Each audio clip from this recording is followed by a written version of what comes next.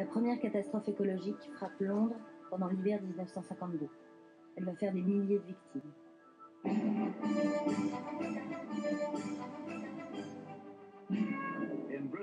En Grande-Bretagne, la météo fait toujours les gros titres. Quand ce n'est pas le blizzard, c'est le fog. Peut-être annonciateur d'un été clément, peut-être. En tout cas, là, quelque chose de bizarre vous agace. Oh, God, see. Can't breathe.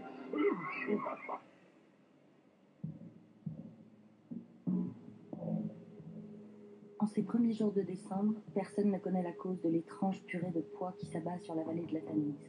Mais une chose est certaine, on n'y voit pas à 1 mètre. David Attenborough, grand spécialiste de l'environnement, commençait sa carrière de journaliste dans la capitale londonienne. Je me rappelle très bien sortir du métro et rechercher ma route jusqu'à chez moi en essayant de lire le nom des rues.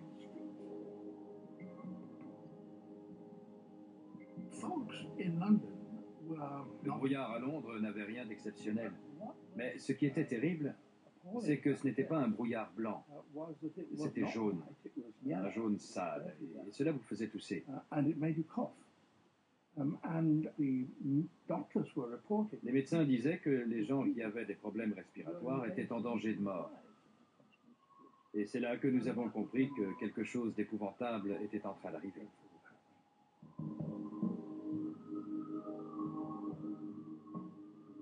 Face à ce brouillard toxique, les Britanniques s'organisent.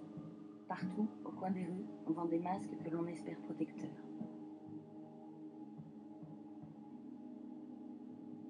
Peine perdue. Le brouillard tue 4000 personnes les 5 premiers jours et 8000 les semaines suivantes.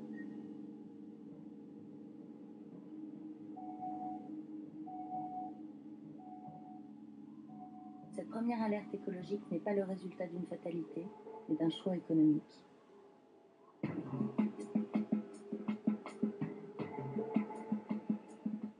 En cette période de développement industriel, l'Angleterre exporte son meilleur charbon et garde celui de mauvaise qualité pour les besoins du royaume.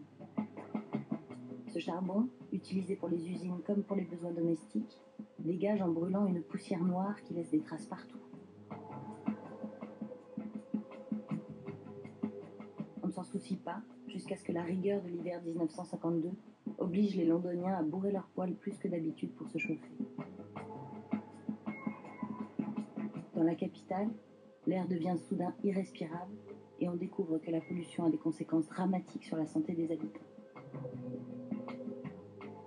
Même si on sait désormais que la fumée du mauvais charbon peut tuer, les Britanniques vont devoir s'habituer pendant des années encore à vivre avec le smog, non sans humour. La retenue britannique est quelque peu mise à mal depuis l'arrivée dans les rues de Londres d'une étrange nouveauté. Les regards perplexes persistent même lorsqu'on obtient enfin l'explication. C'est un masque de brouillard. Il s'adapte ingénieusement aux besoins de la personne qui le porte. Toutes les coutumes sociales peuvent être observées.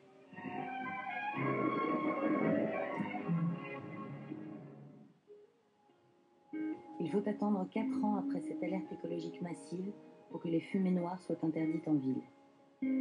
Grâce à la première loi de protection de l'air adoptée en 1956, on respire de nouveau normalement à Londres. Industrie en ville et utilisation d'un combustible toxique d'un côté de l'Atlantique, foi aveugle dans le progrès technique de l'autre côté de l'océan,